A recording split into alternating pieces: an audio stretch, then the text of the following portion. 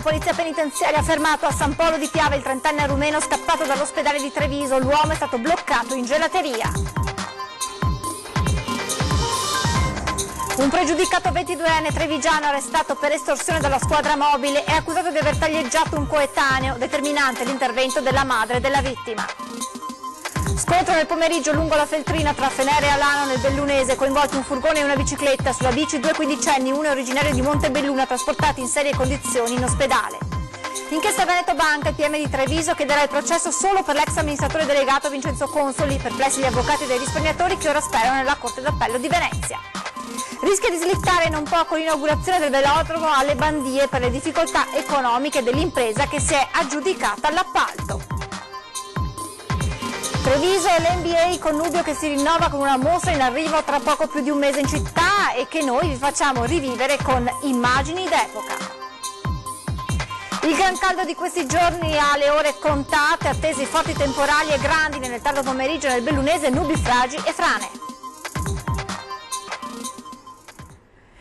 Edizione trevigiana dei telegiornali di Antenna 3, buonasera e ben ritrovati. Dunque, dopo oltre 24 ore è finita la fuga del romeno evaso l'altro giorno dall'ospedale Caffoncello di Treviso. L'uomo è stato catturato a San Polo di Piave, lo hanno fermato gli uomini della polizia penitenziaria in una gelateria.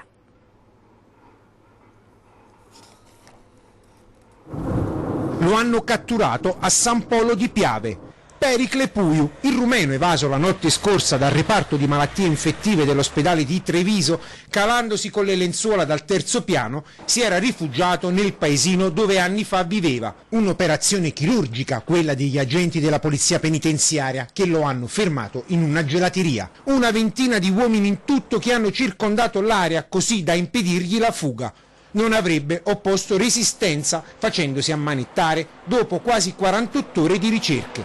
L'allarme era stato lanciato subito dopo l'evasione con posti di blocco da parte di polizia e carabinieri. Le ricerche si erano concentrate tra Silea e San Biagio di Calalta per poi spostarsi nell'entroterra fino ad arrivare a San Polo, dove a quanto pare avrebbe avuto dei contatti che sono ora al vaglio degli investigatori.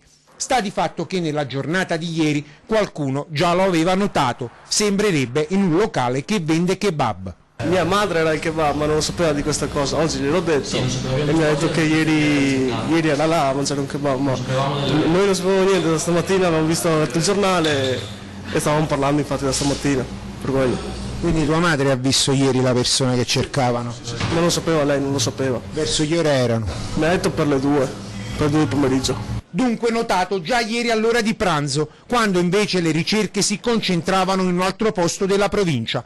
Forse il rumeno, gravato da un provvedimento restrittivo in carcere per rapina, si sarebbe fatto aiutare da un complice per raggiungere la località dove aveva vissuto. Una segnalazione importante che ha guidato gli investigatori sul posto, come dichiara lo stesso sindaco di San Polo. Sì, diciamo che ha voluto appunto spostarsi abbastanza rispetto al luogo dell'evasione, diciamo che comunque era un personaggio già conosciuto a San Polo, è stato residente in passato, sicuramente avrà avuto delle amicizie, ecco, è stata fatta un'operazione da parte della polizia penitenziaria in collaborazione con i carabinieri, chirurgica, e sono riusciti nell'intento di bloccarlo senza che potesse creare ulteriore scompiglio. Adesso si cercheranno probabili complici della sua fuga, ma bisognerà stabilire anche come abbia fatto ad eludere la sorveglianza all'interno del reparto di malattie infettive dell'ospedale trevigiano, dove era ricoverato per accertamenti. Gravissimo incidente nel primo pomeriggio nel Bellunese tra Fenere e Alano di Piave, una corsa in bicicletta è stata fatale a 2 ragazzini, un maschio e una femmina rispettivamente di 14 e 15 anni, che all'altezza dell'incrocio tra le vie Cugnolle e Vittorio Emanuele si sono scontrati frontalmente con un furgone che non ha potuto evitarli. I 2 giovani erano sulla stessa bicicletta, l'impatto è stato tremendo, la quindicenne è stata ritrasportata all'ospedale di Treviso in condizioni serie, grave ma non in pericolo di vita l'amico residente a Montebelluna che l'elicottero di Pieve di Cadore ha trasportato all'ospedale di Belluno. La strada è stata chiusa al traffico per consentire ai carabinieri del radiomobile della stazione di Quero di svolgere i rilievi di legge. Sul posto anche i vigili del fuoco di Belluno e Feltre. Un pregiudicato 22enne trevigiano è stato arrestato in mattinata dalla squadra mobile di Treviso per aver taglieggiato un suo coetaneo. Ha ridotto un suo coetaneo ventenne in uno stato di totale sudditanza psicologica, iniziando poi a farsi consegnare denaro per un debito di fatto inesistente e arrivando a minacciarlo pesantemente. È stata la madre della vittima a spezzare questa escalation di richieste, convincendo il figlio a denunciare alla polizia ciò che stava subendo. La squadra mobile di Treviso ha arrestato un pregiudicato trevigiano, Moreno Garbin, 22 anni, con l'accusa di estorsione. Per soddisfare le sue richieste, il ragazzo, residente in città, chiedeva soldi ai genitori, era arrivato anche a rubare e rivendere i preziosi della madre. Parliamo di una somma variabile intorno ai 1.000 euro circa, non è di facile quantificazione perché la vittima aveva venduto anche dei beni di famiglia per poter soddisfare le continue pretese del suo aguzzino. Alla vittima, che saltuariamente faceva uso di stupefacenti, raccontava che quei soldi potevano servire anche a toglierlo dai guai nel caso gli spacciatori fossero andati a infastidirlo. Poi una sera Garbin era arrivato a presentarsi alla porta del ventenne, minacciando di dar fuoco alla casa se non gli avesse consegnato altro contante.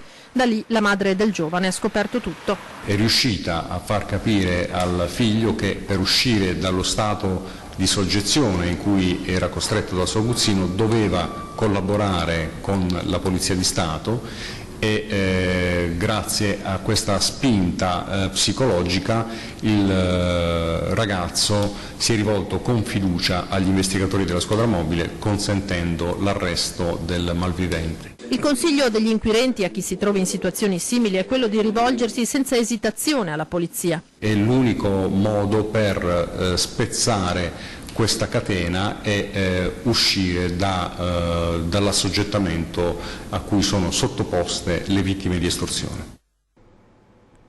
Inchiesta Veneto Banca, da ieri la decisione del pubblico ministero di Treviso di chiedere il processo per il solo ex amministratore delegato Consoli. Oggi commenti perplessi degli avvocati dei risparmiatori che ora sperano nella Corte d'Appello di Venezia. Qualche settimana fa la Procura ha chiesto di dissequestrare i beni appunto di Consoli che erano stati appunto in precedenza sequestrati e oggi chiede il rinvio a giudizio di Consoli. Ci sembrano appunto delle richieste fra loro in contraddizione. Sono perplessi gli avvocati che rappresentano i risparmiatori truffati da Veneto Banca. Perplessi da una Procura che prima dissequestra quasi ad indicare un ruolo marginale dell'ex amministratore delegato Vincenzo Consoli e poi lo indica come unico imputato per il crack della Banca di Montebelluna. La notizia che l'unico rinvio a giudizio per quanto riguarda i procedimenti di Veneto Banca per aggiotaggio, ostacolo vigilanza e falso in prospetto è dell'ex amministratore Vincenzo Consoli ci lascia un po' perplessi. Andremo a verificare i documenti processuali, le motivazioni del giudice. Certo che come rappresentanti dei risparmiatori noi ora attendiamo che il fondo indennizzo parta per l'iniziale 30% e non ci fermeremo. E mentre si attende la data di comparizione davanti al giudice sia per il rinvio a giudizio di Consoli che per l'archiviazione degli altri vertici di Veneto Banca, per gli avvocati dei risparmiatori la speranza si sposta a Venezia. Pare strano naturalmente che essendo il CDA composto da numerose persone, solamente una di queste numerose persone sia stata appunto ritenuta come responsabile delle tante violazioni che sono state appunto commesse. Attendiamo quindi di vedere la decisione del GIP e naturalmente auspichiamo che per i risparmiatori venga fatta giustizia. Adesso con la sentenza che sarà emessa a breve dalla Corte d'Appello di Venezia si potrebbe aprire il processo per bancarotta e naturalmente in questo processo potrebbero rientrare tutti gli amministratori che non faranno parte appunto del troncone principale. Insomma, Venezia potrebbe riaprire lo schieramento di imputati che Treviso tende ad escludere, con più persone che dovranno quindi rispondere alla giustizia, ma anche i truffati. Il fatto che ci siano questi processi penali per i risparmiatori è positivo perché in caso di condanna potranno appunto andarsi a soddisfare dal punto di vista civilistico sui beni degli ex amministratori, di tutti coloro che verranno appunto condannati. Torniamo a parlare adesso degli affitti ATER, perché come vi abbiamo annunciato ieri sera nel nostro telegiornale, in questi minuti è in corso un'assemblea pubblica chiesta dagli stessi cittadini che vivono nelle case popolari, un'assemblea per sensibilizzare la politica ad intervenire, per chiedere forse anche una sospensiva del provvedimento. Allora vedo proprio in collegamento da Santabona, dove è in corso l'assemblea, il nostro Lucio Zanato con diversi ospiti. Buonasera, a te la linea, Lucio.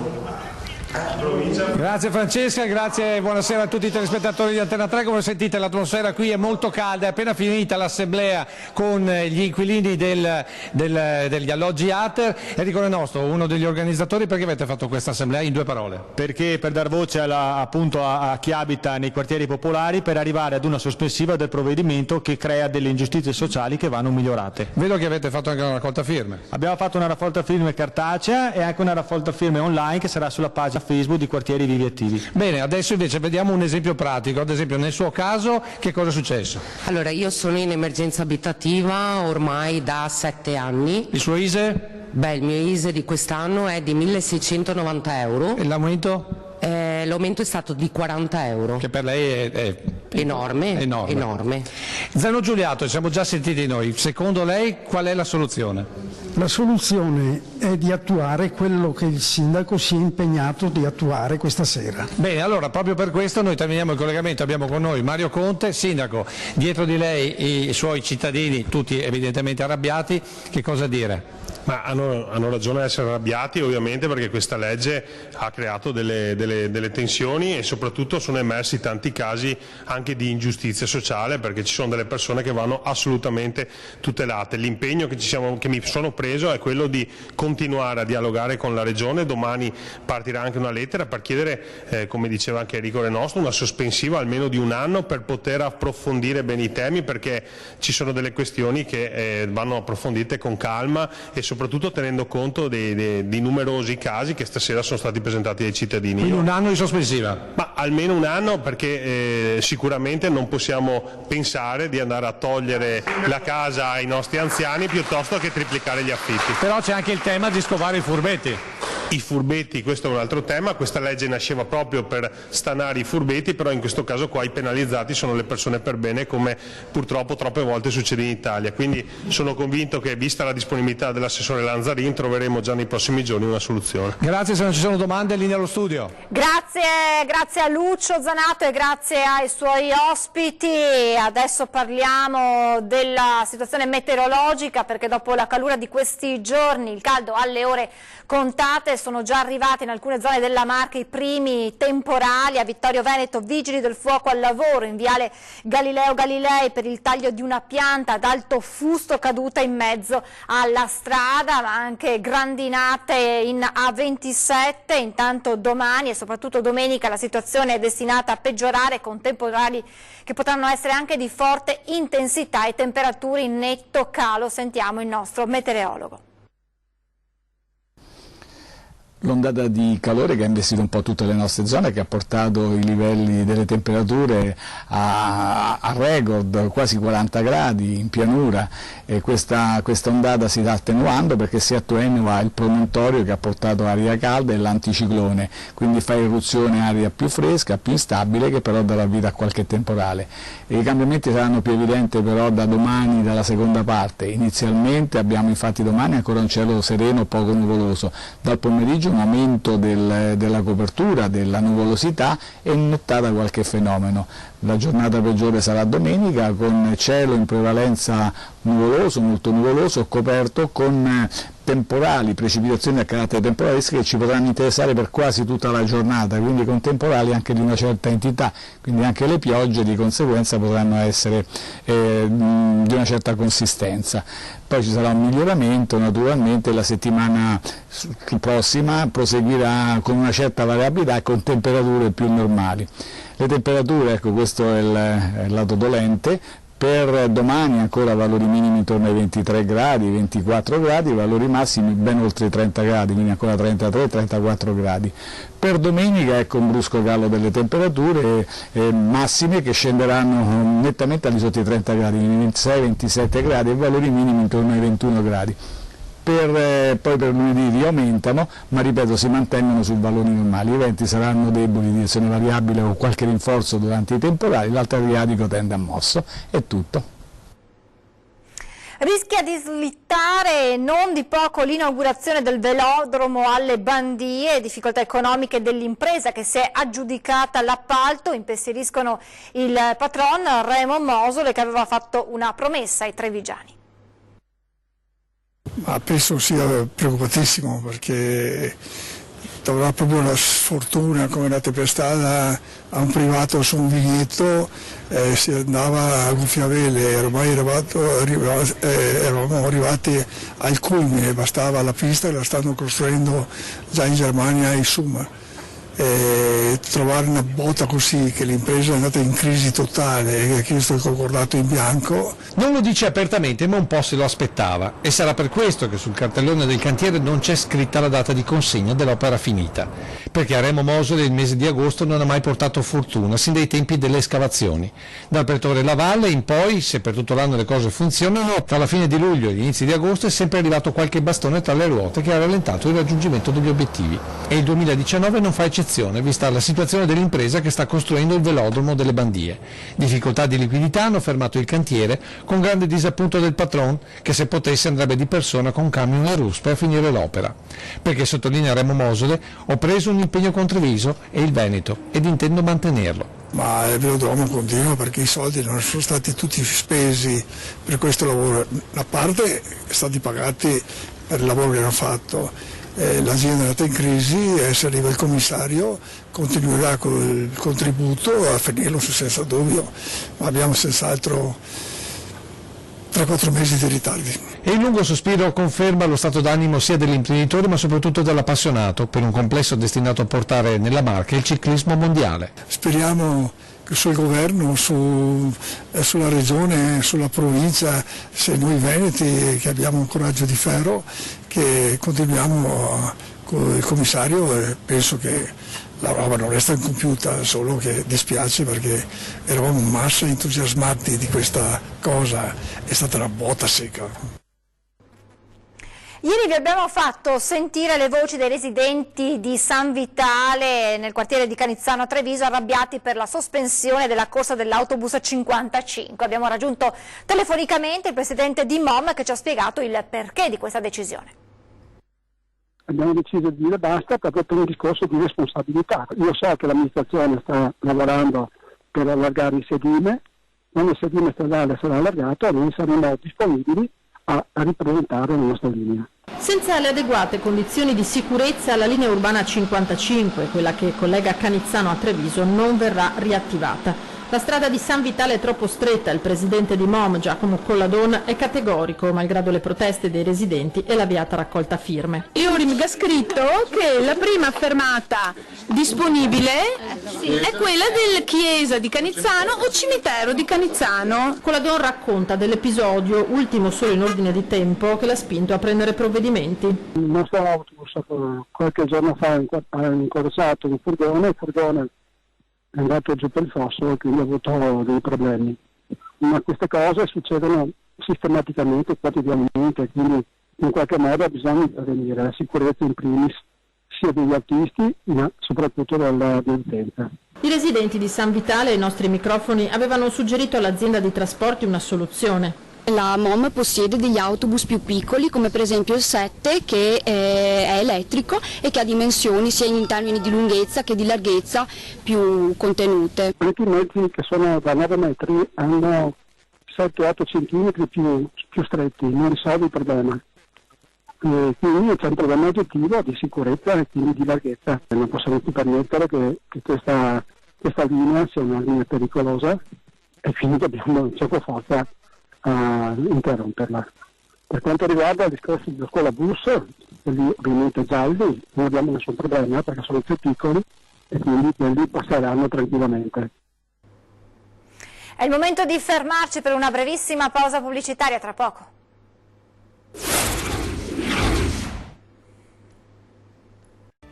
NBA e Treviso, un connubio che si rinnova con una mostra in arrivo tra poco più di un mese in città e che noi vi facciamo rivivere con immagini d'epoca. Treviso ha segnato la storia non soltanto del Veneto ma anche dell'Italia nei rapporti con l'NBA, non solo per i suoi risultati ma perché è stata la prima squadra italiana a giocare contro una squadra degli Stati Uniti dell'NBA, i Seattle Supersonics nel 1984 in suolo italiano, e sempre la prima squadra italiana a giocare una partita contro una squadra di NBA nel 2003 negli Stati Uniti. Ed è stata anche la squadra da cui nel 2006 è partito alla conquista dell'NBA come prima scelta il mago Andrea Bargnani. Non c'è molto da aggiungere sul legame tra Treviso e la pallacanestro di Oltreoceano, che dal 6 settembre al 6 ottobre sbarcherà con una mostra digitale al Palazzo della Camera di Commercio a ingresso gratuito. Ad accogliere i visitatori in Piazza Borsa un pallone di 5 metri.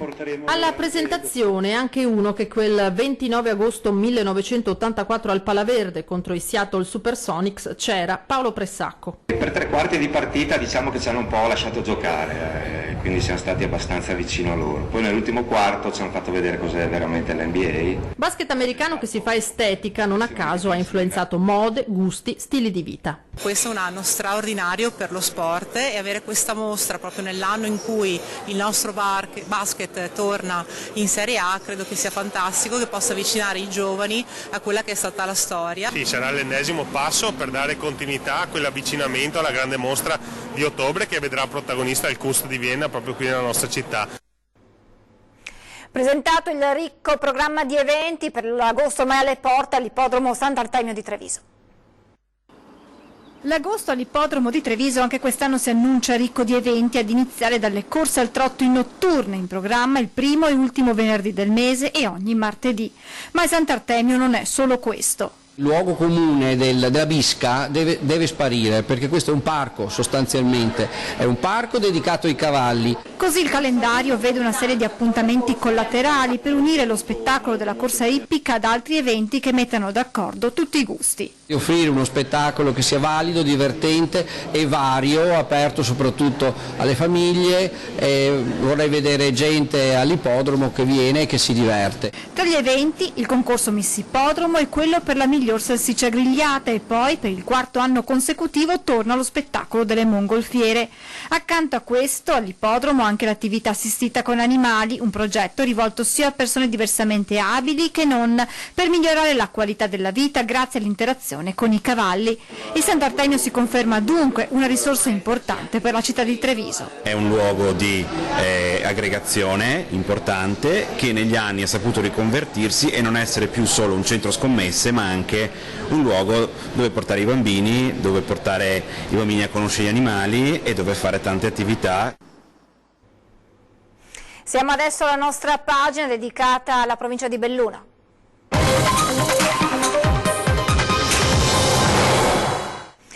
Iniziamo dal maltempo che torna a far paura sulla montagna bellunese, stato di allerta arancione, un livello sotto il rischio massimo. Nel pomeriggio è stata chiusa la regionale 48 che da Rabba sale al Passo Pordoi per 5 smottamenti, 5 fronti di frana che si sono messi in movimento durante un fortissimo temporale che si è scatenato tra le 16 e le 17 e i cui effetti sono ben visibili anche nelle vicinanze degli impianti di risalita. Sul posto sta lavorando Veneto Strade con i volontari dei Vigili del Fuoco della zona, sia dal lato trentino che da quello bellunese. Il lavoro per liberare la strada è servito a consentire il transito alle auto rimaste bloccate dagli smottamenti, ma la viabilità è interrotta fino a quando non cesseranno le condizioni di pericolo.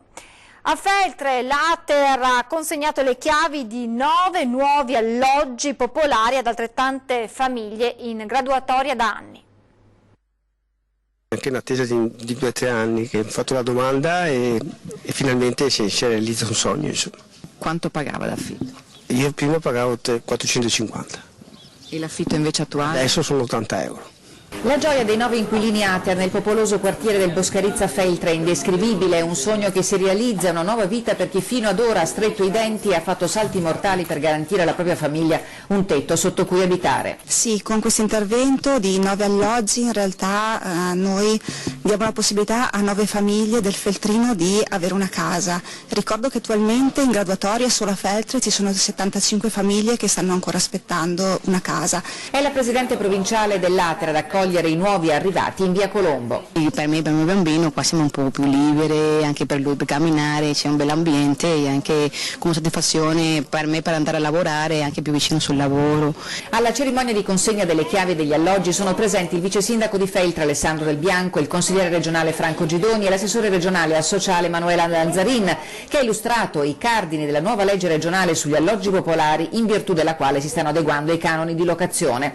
C'è spazio per i correttivi, non per la sospensione degli effetti della legge, ha detto la Lanzarin, che ha spiegato come si stiano valutando le situazioni più delicate caso per caso. A Belluno per ora non sono stati segnalati problemi, anche se più di qualche inquilino si è rivolto agli sportelli per chiedere chiarimenti. In provincia di Belluno ci sono stati degli aumenti come nelle altre province, però ci sono state anche delle diminuzioni. Tutti i canoni sono sostenibili dalle famiglie.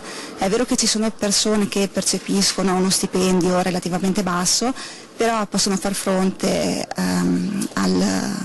al canone d'affitto perché comunque hanno altri redditi derivanti da patrimonio. Andiamo a Pieve di Cadore ora perché 2 ritratti riportano Tiziano Veceglio nella sua casa natale. Un olio su tela e una carta incollata su tavola, 2 pregevoli opere della raccolta degli Uffizi di Firenze riportano il maestro cadorino Tiziano Veceglio nella sua casa natale a Pieve di Cadore, un evento eccezionale nel suo genere. Sono opere databili tra il 5 e il 600 e normalmente non visibili perché si trovano nei depositi delle gallerie degli Uffizi. Questi 2 ritratti raccontano la storia di un volto, quello di Tiziano Veceglio, nato a Pieve di Cadore da anziano. Già nel 1928 l'allora presidente della magnifica comunità di Cadore chiese a Mussolini la possibilità di avere uno dei 2 dipinti, ma non gli fu concesso. Noi abbiamo riprovato questa esperienza che può anche in qualche maniera, crediamo, aprire anche ad un nuovo dibattito attributivo e quindi facciamo sì che questo possa accadere sia per i visitatori che per gli studiosi. L'obiettivo dell'iniziativa è quello di riportare lo spirito di Tiziano a Pieve di Cadore, portando i visitatori nella casa in cui nacque, crebbe e frequentò per tutta la vita. Attorno agli anni 20 la casa venne acquistata dalla magnifica comunità di Cadore, che ne ha curato la ristrutturazione. Era evidentemente in stato di decomposizione, le fotografie lo dimostrano, e l'ha conservata sempre come una delle cose più prestigiose del patrimonio della comunità stessa. Il titolo della mostra Tiziano, l'enigma dell'autoritratto, dal 28 luglio al 28 settembre nella casa natale a Pieve di Cadore, è del compianto Lionello Puppi, accademico e storico dell'arte, autore di uno studio sulla questione degli autoritratti tizianeschi. Tiziano aveva mandato qui a Pieve da un suo parente un autoritratto, non sappiamo se si tratta di uno di questi 2 dipinti provenienti da Firenze, lo potremo ipotizzare, ma potrebbe essercene un terzo, un quarto non più presente. Sarà l'assessore regionale alle infrastrutture Elisa De Berti l'ospite di questa sera di 20 e 10, insieme a lei parleremo dei finanziamenti stanziati dal CIPE per importanti opere pubbliche in Veneto.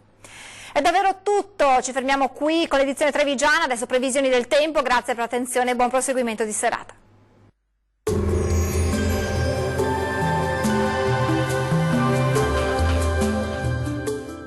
Vacilfrutta, Adriatica, la Valle dei Sapori, Acqua Marina, l'arte del buon gusto. A Vacil di Breda, Treviso. Benvenuti al meteo. Una perturbazione atlantica scaccia via l'anticiclone africano. Nel weekend un'ondata temporalesca spazzerà il caldo afoso di questi giorni. Vediamo il dettaglio di sabato 27 luglio.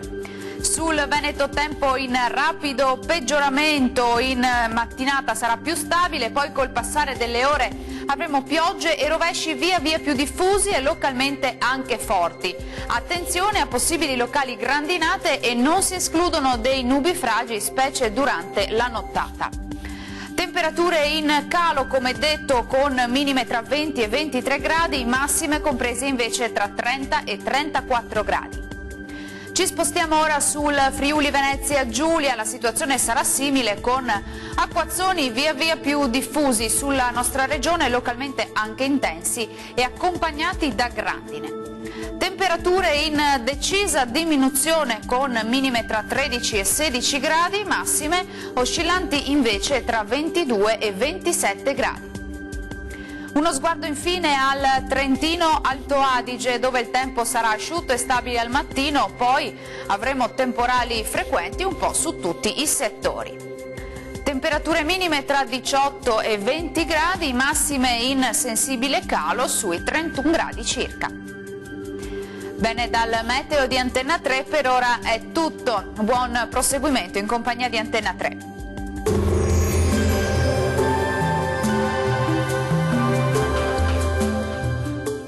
Vacilfrutta, Adriatica, la Valle dei Sapori, Acqua Marina, l'arte del buon gusto. A Bacil di Breda, Treviso.